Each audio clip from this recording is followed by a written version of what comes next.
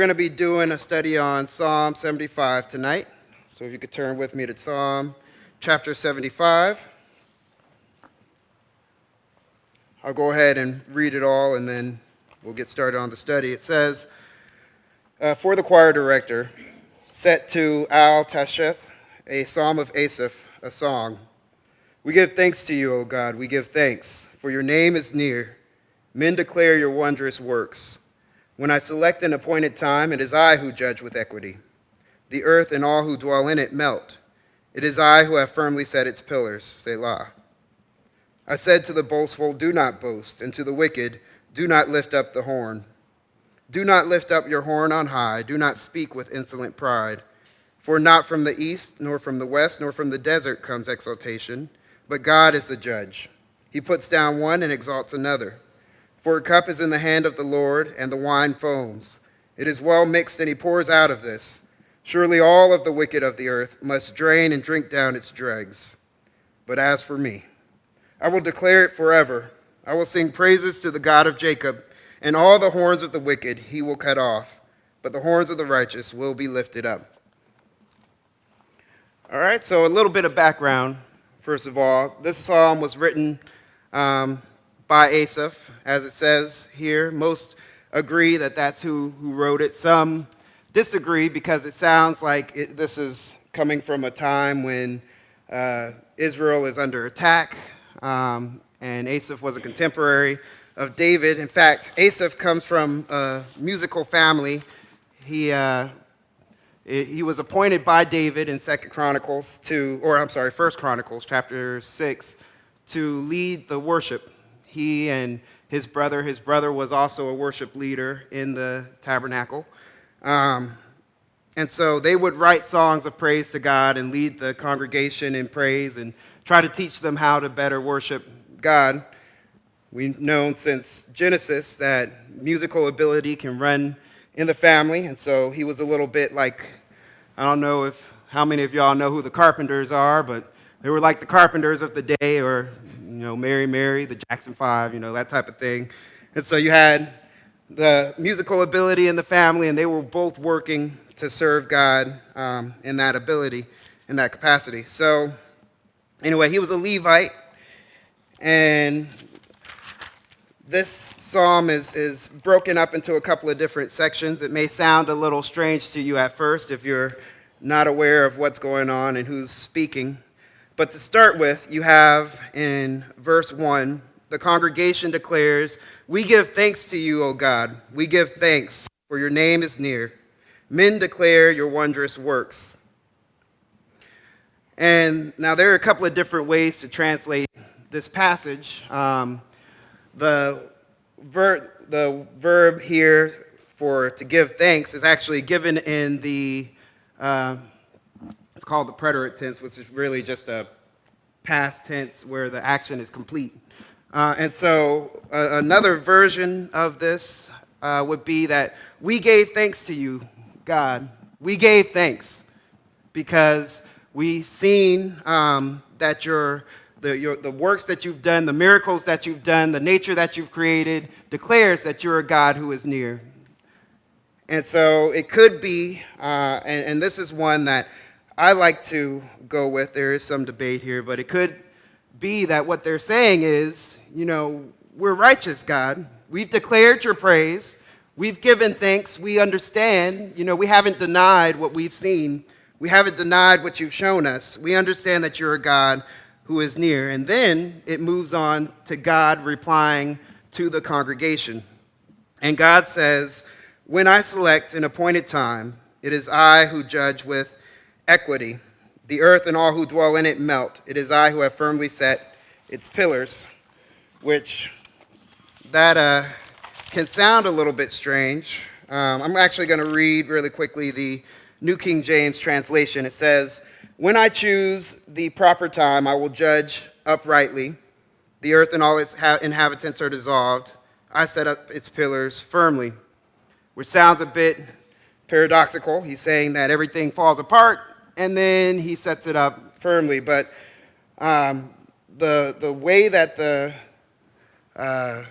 Hebrew is done really means that when he decides to receive the appointed time, when he sets the time for judgment, he will judge uprightly. And that could mean that what he's saying here is that the people are going through something. They're being attacked by their enemies. They're having some sort of calamity that's coming upon them. And they're expecting God to act. And God is saying, I don't act in your time. You don't choose when is the right time to act. I choose when it's the right time to act. And that is a good interpretation. I have no problem with that one. Another one that I like is he says, when it says, I will judge uprightly, the word there can mean I will judge what is right. I will judge righteousness. And so if you look at it in the terms of, all right, so the congregation could be saying, we give thanks to you, O God. We give thanks, or we gave thanks to you, O God. We gave thanks for your wondrous works. Declare that your name is near. And so they could be saying, act because we're a righteous people. We've been serving you. We praise you. Act on our behalf. But it could be they're declaring their own righteousness, and God is saying, I choose. I decide what's right. I decide righteousness. You saying that you're righteous doesn't matter. I'm the one who decides what is righteous. And then he says, the earth and all its inhabitants are dissolved. I set up its pillars firmly. And the way that is stated, it's sort of like how parents, when they're angry with a kid who's getting a little bit too big for the britches, will say, I brought you into this world. I can take you out. The I set up its pillars firmly is past tense, not I'm currently setting up its pillars, but he's saying, I set up the world. I made everything the way that it is. And he's saying that the earth and all its inhabitants tend towards destruction. If I let you alone, if I take my hand away, y'all just fall apart. That agrees with science. There are very few laws in science. There are a whole bunch of theories, and a lot of them just come out of thin air, But there are certain laws that they found work all the time. And one of the laws, the second law of thermodynamics, declares that all energy over time tends towards chaos or entropy, destruction. Everything over time falls apart. You and I will eventually break down into our component parts. Coal, you try to use it, you don't get more coal, it breaks down. Nothing in all of the universe at no time have we ever seen any energy ever get more complex. Things don't get more complex as time goes on, regardless of what you may have heard in biology. Things break down over time. We see that the human race, we're having part of our genetic code comes out generation by generation. Sometimes the mutations end up making it so that we don't have problems from certain diseases. And oftentimes it ends up causing worse diseases, more cancers, more tumors, more problems. That's the state of the world. And so that's, apart from God, that's just where we're all going. That's always the way that things go, apart from outside influence.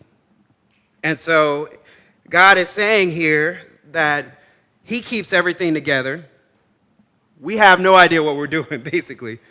And so they're declaring their righteousness, and God's saying, you don't know. You're children. Listen to what I'm telling you. And then it goes on where now it's no longer the congregation speaking. It's no longer God speaking. Now it's the writer, the prophet, speaking to the people. And he says on the Lord's behalf, I said to the boastful, do not deal boastfully. And to the wicked, do not lift up the horn. Do not lift up your horn on high. Do not speak with a stiff neck. And so, sorry. All right. So this is pretty self-explanatory. He's saying to the ones who are boasting, don't do that. And to the wicked, don't lift up your horn. And the idea there is that the wicked are prideful in their wickedness. It's not simply that their wickedness is their pride, it's that they're taking pride in their wickedness. And that's what you see today. The only culture that I can think of that might have us, outflanked in terms of taking pride in one's wickedness is ancient Rome, and I'm not quite sure that they have us beat.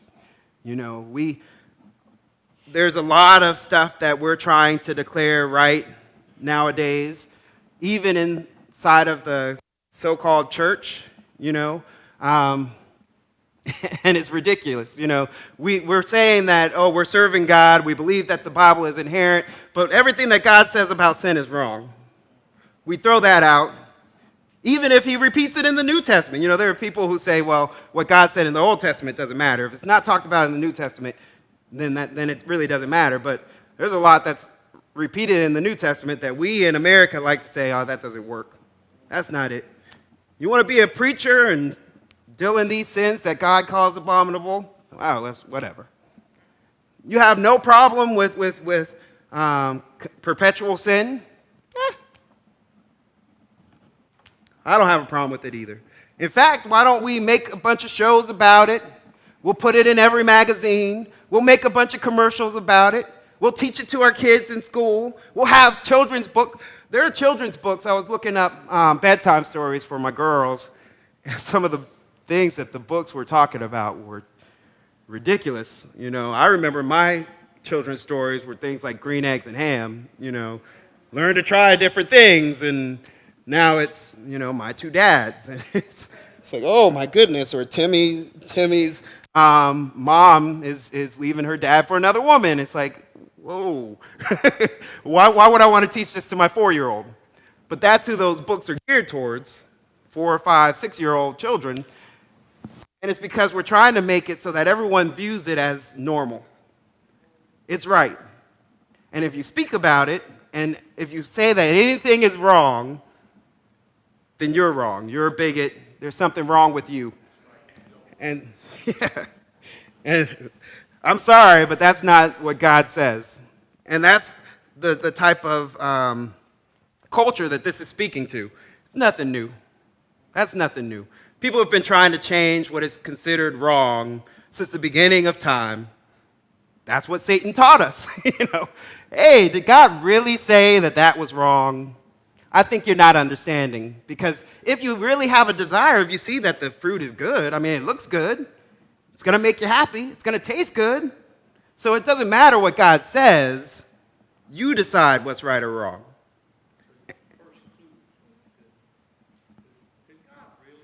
Yeah, did he really say? Sounds like Huck fan, huh? But yeah, that's one of our biggest sins when it comes to us wanting to set ourselves up as God, is us deciding what's right and wrong. And it's never changed. That's what we want to do all the time. We take the place of God, who is the only judge, and that's what we're about to come to here. And so they're talking about their sin. They're taking pride in their sin. And then it comes to verse 6, and it says, "For exaltation comes neither from the east, nor the west, nor from the desert." And the word desert there is sometimes translated south, but the idea is really the deserted places. You have so around Israel there, you had the Sahara to the south, and then you had the wilderness to the north going up near Damascus. And so the idea, as you can see plainly, he says, not from the west, not from the east, nor from the desert. So the idea there is nor from the north or the south. So no matter whether the whole world is on your side, you can get everybody in the entire world to tell you you're right. But then we get to verse 7. But God is the judge. He puts down one and exalts another. And I'd like to turn real quick to one of my favorite passages in the Old Testament. In 1 Samuel chapter 2, I'd like to read verses 6 through 10. It says, "The Lord kills and makes alive, and he brings down to the grave and brings up. The Lord makes poor and makes rich. He brings low and lifts up. He raises the poor from the dust and lifts the beggar from the ash heap, to set them among princes and make them inherit the throne of glory. For the pillars of the earth are the Lord's, and he has set the world upon them. He will guard the feet of his saints, but the wicked shall be silent in darkness. For by strength no man shall prevail. By strength no man shall prevail. The adversaries of the Lord shall be broken in pieces. From heaven he will thunder against them. The Lord will judge the ends of the earth. He will give strength to his king and exalt the horn of his anointed. And so it's pretty clear. He says it over and over again in the Bible. He's the one who decides what's right and wrong. He's the one who judges. He doesn't care how you view things. We can try to persuade one another all we want, but at the end of the day, what God says is the only thing that matters.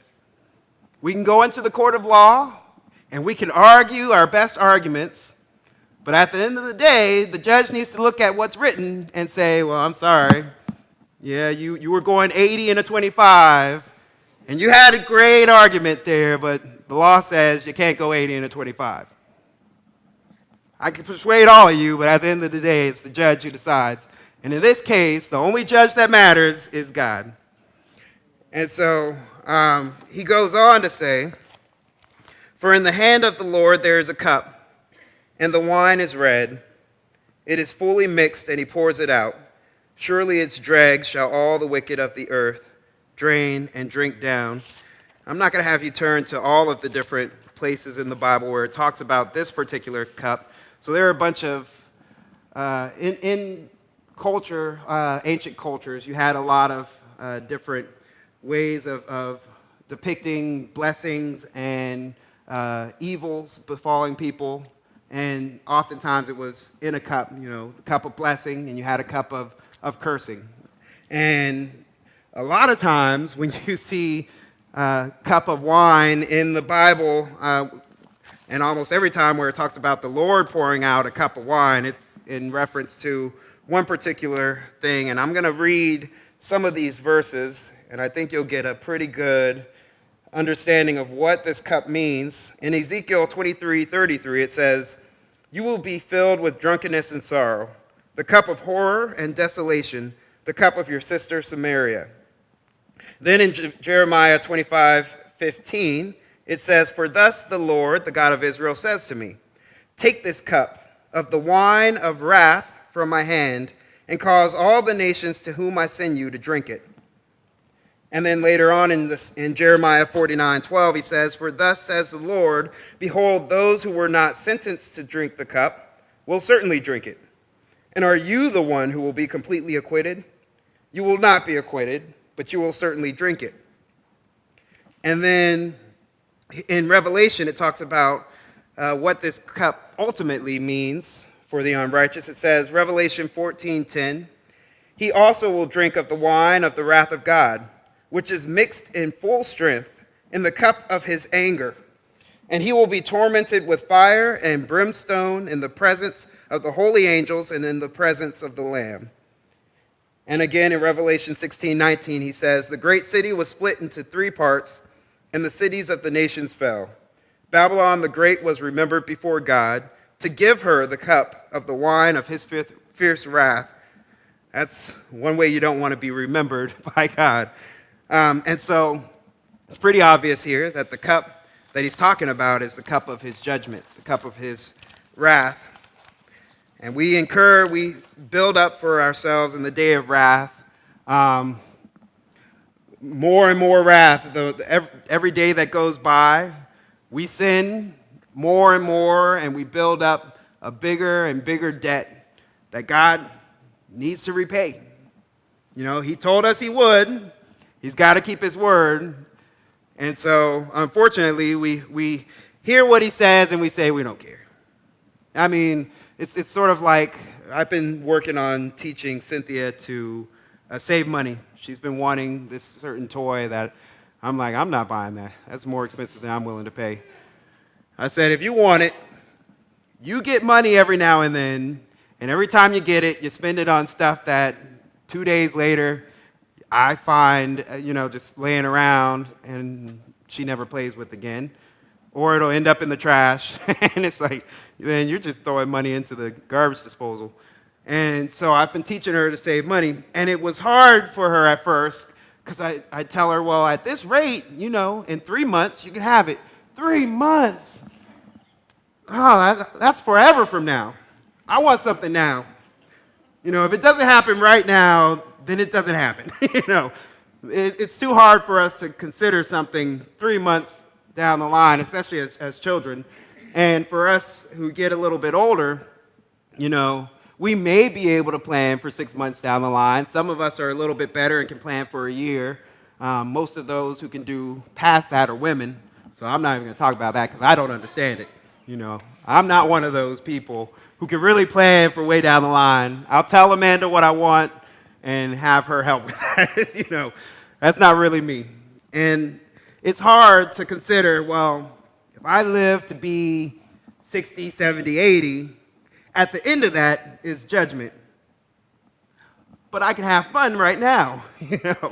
I don't have to worry about that for 60, 70, 80 years, maybe. Who knows? You can die tomorrow. None of us really know. But let's bank on 60, 70, 80 years because that's what we want to do, And so that's why you have so many people who wait till later on in life before they start trying to make changes. And the later you wait, the harder it is to change. I had an uncle who, he used to love to party. And he would say that he was going to stop drinking once he became older, when he got about 60. He'd settle down and stop drinking, stop partying, maybe find himself a good woman. But by the time he reached about 50, he looked like he was 80, and his liver was failing, and he found that it was much harder to stop what he'd been doing for the past 35 years or so than he thought it would be. And so the longer you're in your sin, the harder it is to get out of it. And the Bible clearly tells us that we can't really do it in our own strength anyway. You can make some outward changes, but at the end of the day, God judges your heart. And if your heart's still pining for those things, then there's still, there's a problem. The greatest miracle that God does to show us that he's near, in referencing verse 1, is the fact that he gives us a new heart.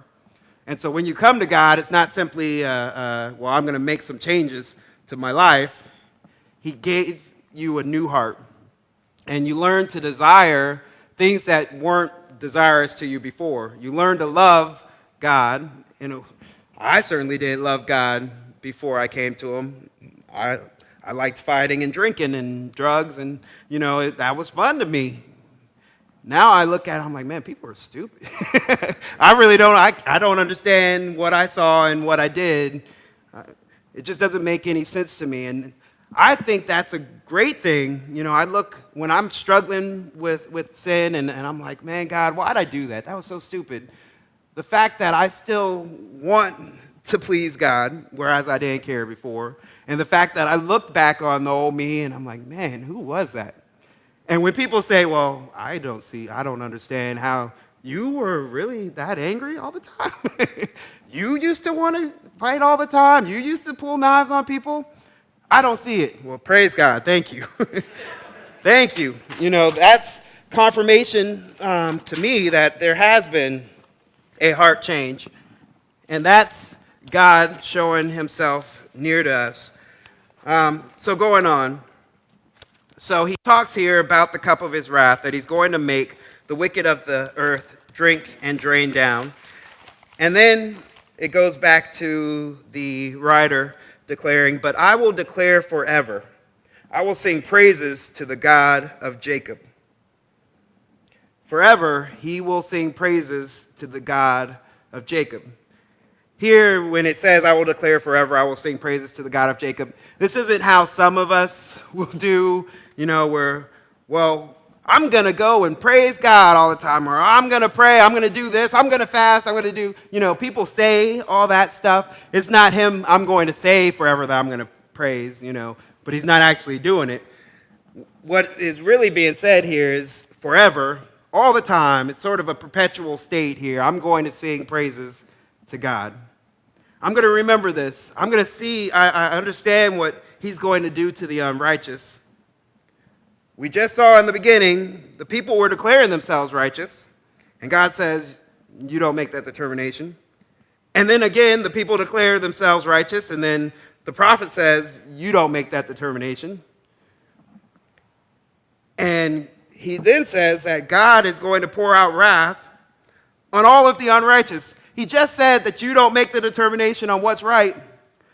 You should be scared then. And yet he then comes and says, I will sing praises forever to the God of Jacob. Because he understands what I had read back in 1 Samuel, that in no man in their strength, is going to win. None of us are going to be able to exalt ourselves, but God will determine who he will exalt. I'm going to read one more verse concerning the cup of his wrath in Isaiah 51, verse 22. And this is my favorite verse concerning the cup of God's wrath, because it says, thus says your Lord, the Lord, even your God who contends for his people. Behold, I have taken out of your hand the cup of ruling, the chalice of my anger. You will never drink it again. So for those of us who are his people, he contends for us. He fights for us. It's him who takes the cup out of our hands. We can't do anything about it. The cup is over our heads. He's going to pour it out. And those who are unrighteous are going to be forced to drink it. And yet, because of Jesus, the rest of us who believe in what he has already done, when Jesus was in the garden and he's praying to let this cup pass from me, this is the cup that he's talking about. He knew he was about to get a full measure of the Father's wrath, and he didn't even deserve it. But that cup that he drank for you, and he drank for me, and it's easy. Salvation is a simple thing. People make it really complicated. You believe. You don't have to take this. How dumb do you have to be to not accept his salvation? To not believe and accept the gift that he freely offers to you? And yet a lot of us are like, oh, we'll work for it ourselves. We can do it ourselves. I don't need Jesus. I mean, even the Pope has started saying recently that, it doesn't matter. You don't need to believe in Jesus. There's no heaven. He does believe in a heaven. There is no hell.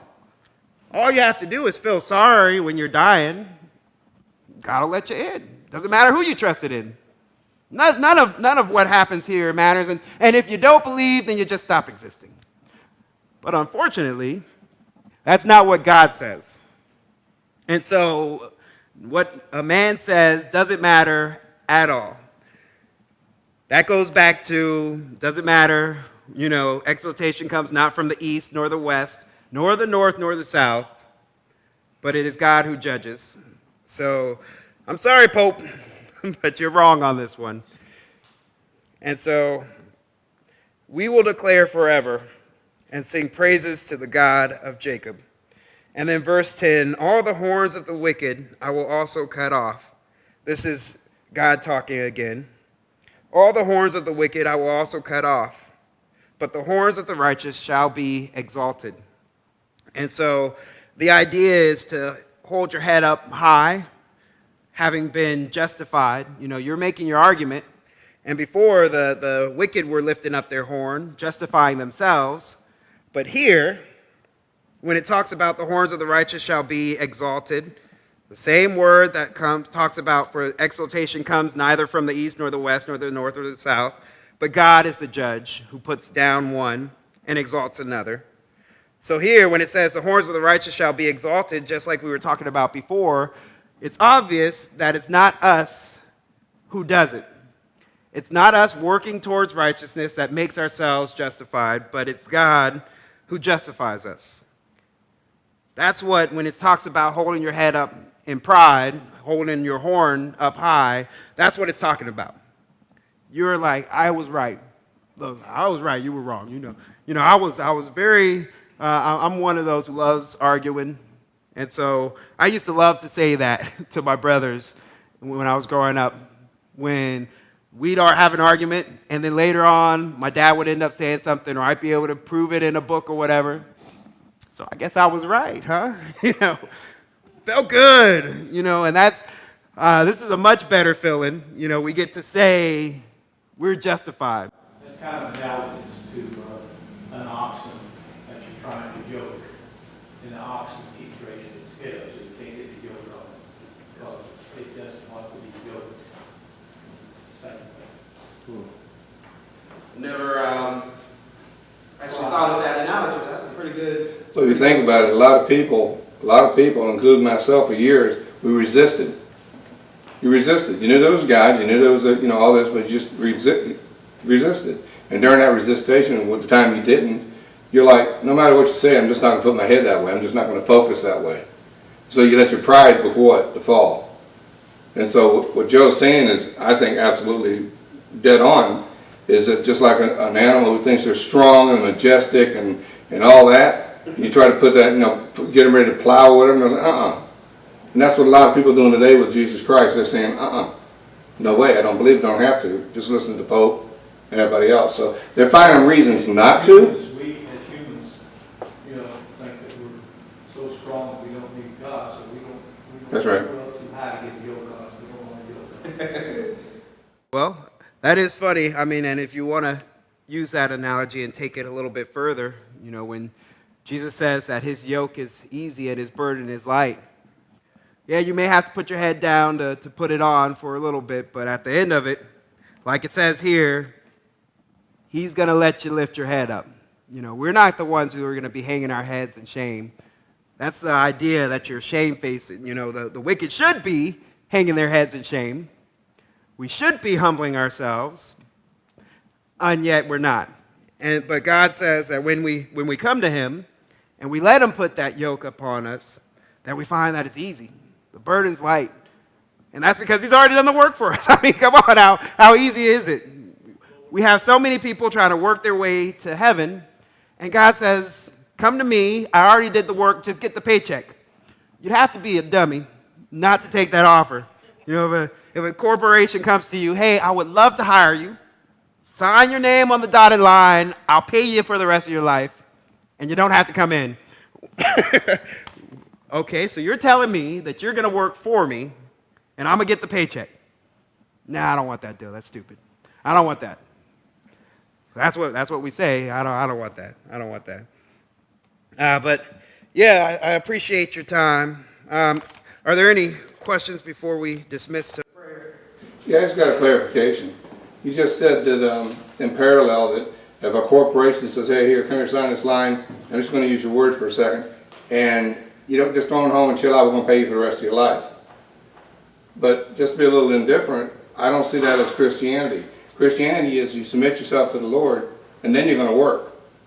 You're not going to go home and sit back and wait for your salvation day to come. I mean, I'm not disputing you. I'm just saying I see where you're coming from. But I think the difference is, like I said, we don't work to get to heaven, but when we get saved, we want to work to get not only ourselves but others to heaven. So we don't sit home. To expound, because obviously no analogy would be perfect, but to expand on the analogy then, so you're not working for your wages. It's sort of like, okay, so if the CEO did that, for those of you who understand that you really are getting it for free, if you're not useless, then you're going to want to do something. You're going to want to work. One of the biggest issues that I have with the pain that I have, and one reason why I stay in worse pain than I probably have to, is that I hate not doing stuff. I hate not working. I especially hate getting any type of money and not doing stuff. It's like, okay, I want to be productive. God created us for a reason, and for those of us who God has already done the work for, and it said, look, I'm opening up heaven to you, it says that we're going to do the good works that he created beforehand, that we should walk in them, and so we're walking in these good works because we love him so much. We see what he did for us. We see the what he's paying us, and we're like, we can't earn that. There's no way we deserve what you give us, but let me do something to show you that I love you. Not because I want to earn what you've already given me, but because I want to show you that I really do appreciate what you've done. One of the things that Heather was telling me yesterday, and I thought it was a great picture.